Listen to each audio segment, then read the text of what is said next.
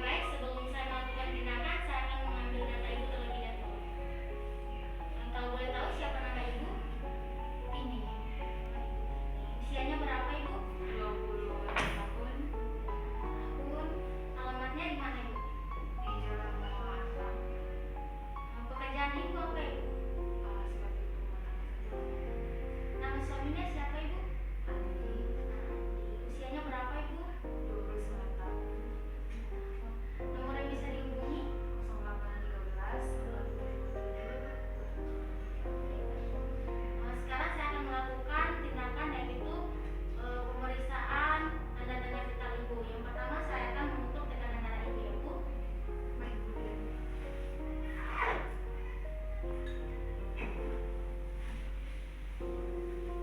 Sebelumnya ibu dominan tangan kiri atau tangan kanan untuk bekerja ibu? Tangan kanan. Tangan kanan ya. Kalau begitu kita akan memeriksa tekanan darah ibu dengan tangan kiri ya bu. Untuk itu saya meminta ibu untuk menggulung lengan badannya ya bu.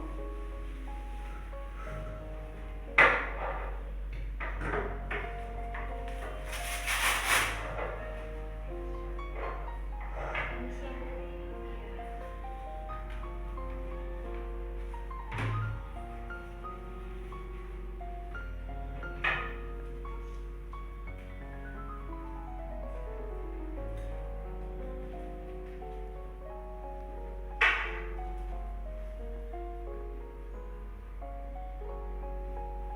Relax ya bu, jangan tegang. Baik, Bu. Permisi ya bu.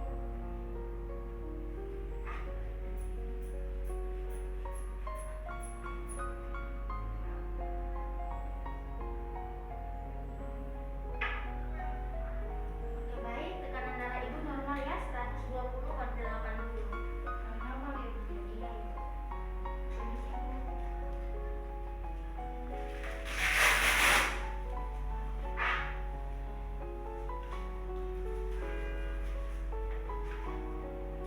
Selanjutnya kita akan mengukur tinggi badan ibu ya bu.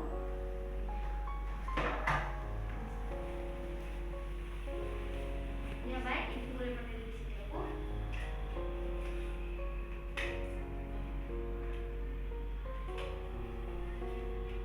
Ya baik, tinggi badan ibu 161 ya bu. Selanjutnya kita akan mengukur berat badan ibu. Boleh ibu naik di timbangannya ya bu.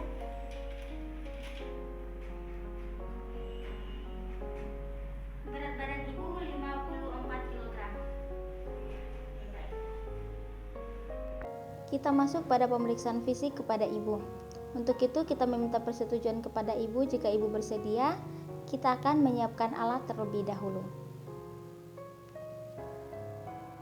Di bak instrumen ada handscoon, kemudian ada termometer digital, garputala, cuping hidung, medline atau meter, jangka panggul, lila atau lingkar lengan, spatula, ada juga hammer, kemudian ada linek,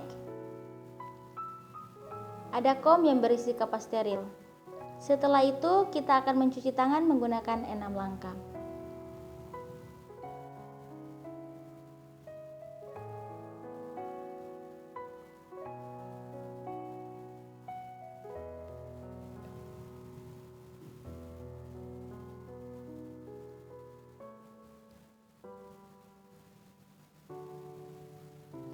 Setelah mencuci tangan menggunakan 6 langkah, kita akan mengeringkannya menggunakan handuk yang telah disediakan.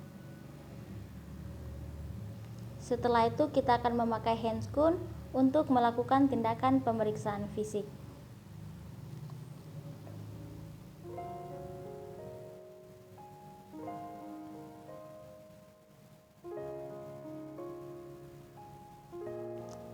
Kemudian kita menjelaskan, setelah itu kita akan melakukan pijatan laktasi kepada kepala ibu untuk memastikan apakah ada benjolan dan apakah pada saat ditekan terasa nyeri ataukah tidak.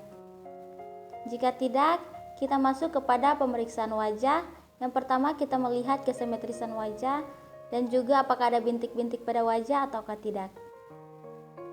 Setelah itu kita masuk kepada pemeriksaan mata. kita melihat kesimetrisan mata, dan kita memeriksa konjungtiva ibu apakah pucat atau tidak untuk memastikan adanya kelainan pada mata ibu ataukah tidak. Setelah itu kita masuk pada pemeriksaan telinga. Pertama kita melihat kesimetrisan telinga kiri dan telinga kanan. Kemudian kita melihat apakah ada sekret atau pembengkakan pada telinga ibu ataukah tidak. Setelah itu kita masuk kepada pemeriksaan hidung. Kita melihat pemeriksaan hidung, apakah ada polip dan juga sekret. Kemudian kita melihat kesimetrisan hidung ibu.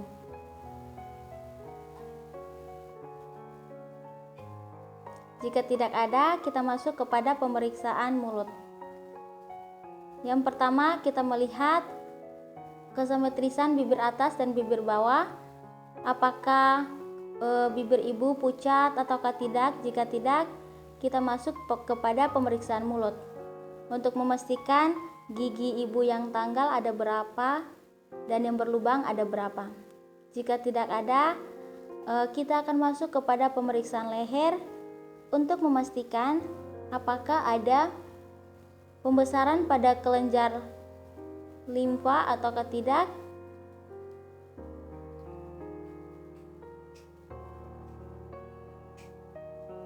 Jika tidak ada, kita masuk kepada pemeriksaan payudara. Untuk itu, saya akan meminta permisi untuk menurunkan kain sedikit. Jika ibu setuju, saya akan melakukannya. Pada pemeriksaan payudara, kita melihat kesimetrisan payudara kiri dan payudara kanan. Setelah itu, kita akan melakukan pijatan laktasi untuk memastikan apakah ada benjolan dan apakah ada rasa nyeri saat ditekan.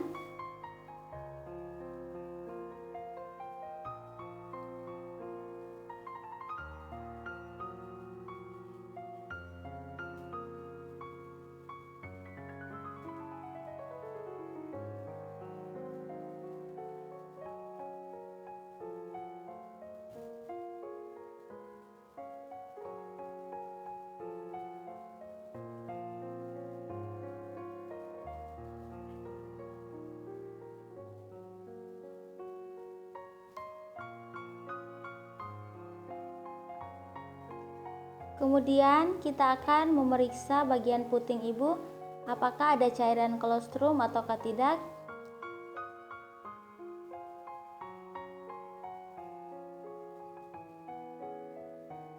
Ya, selanjutnya kita masuk kepada pemeriksaan abdomen.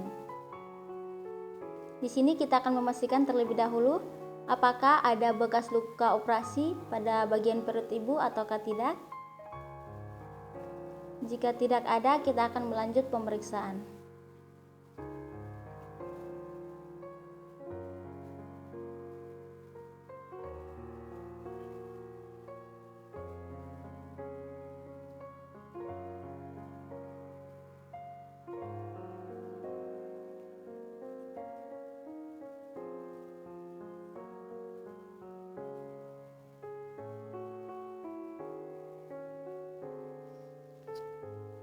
Di sini saya akan mengukur denyut jantung janin terlebih dahulu dengan menggunakan linek.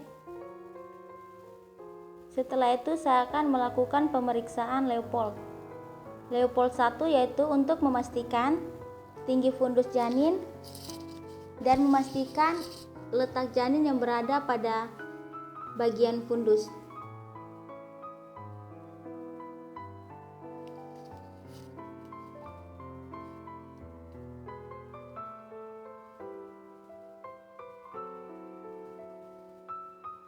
Jika keras maka itu kepala, jika lembut maka itu adalah bokong.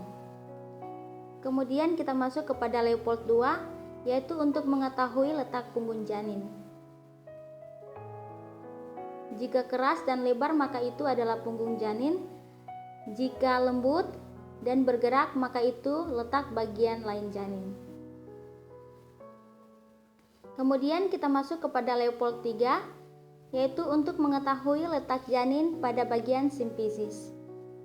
Jika keras maka itu adalah kepala, jika lembut dan bergerak maka itu adalah bokong atau tungkai bayi.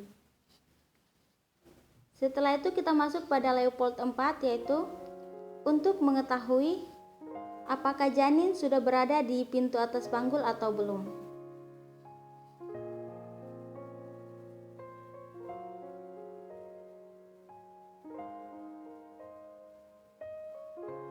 Jika sudah, maka jari kiri dan jari kanan tidak bersatu. Tetapi belum, maka jari kiri dan jari kanan masih tetap bersatu.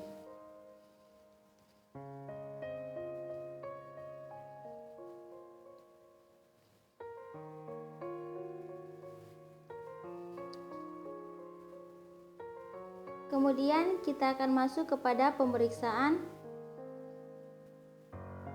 pengukuran panggul ibu. Yang pertama kita akan melakukan pengukuran distansia cristarum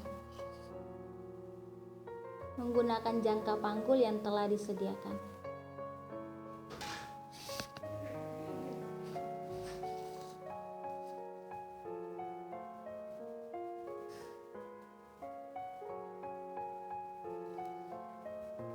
Setelah itu kita melakukan pengukuran distansia spinarum. Selanjutnya kita masuk kepada pengukuran conjugata externa.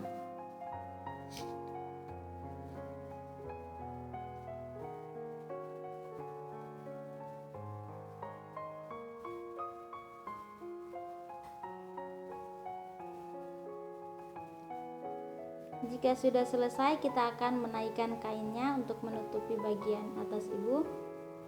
Selanjutnya kita masuk kepada pemeriksaan bagian genitalia ibu. Di sini ada kom yang bersifat steril, yaitu ada 7. Yang pertama kita memastikan terlebih dahulu apakah ada benjolan atau cairan yang keluar di vagina ibu. Setelah itu kita membersihkan bagian mons pubis ibu.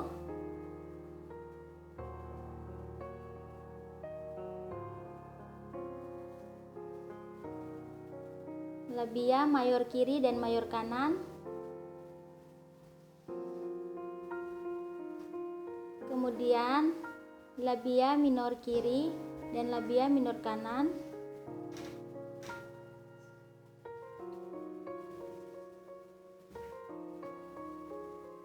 Setelah itu bagian klitoris sampai ke lubang vagina. Kemudian dari bagian klitoris sampai kepada bagian anus.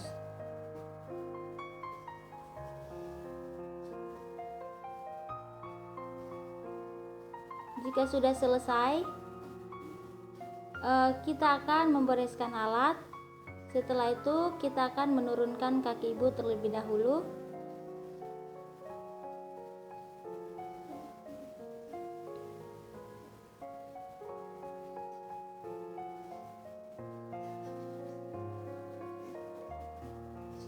Dan menurunkan kainnya. Selanjutnya saya akan melakukan pemeriksaan refleks ibu menggunakan hammer. Jika terjadi respon, maka normal. Ya baik, jika sudah selesai saya akan menjelaskan prosedurnya kepada ibu. Sebelumnya saya akan merapikan alat terlebih dahulu.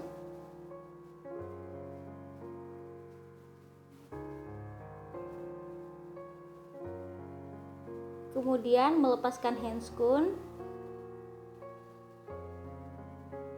Setelah itu mencuci tangan menggunakan 6 langkah.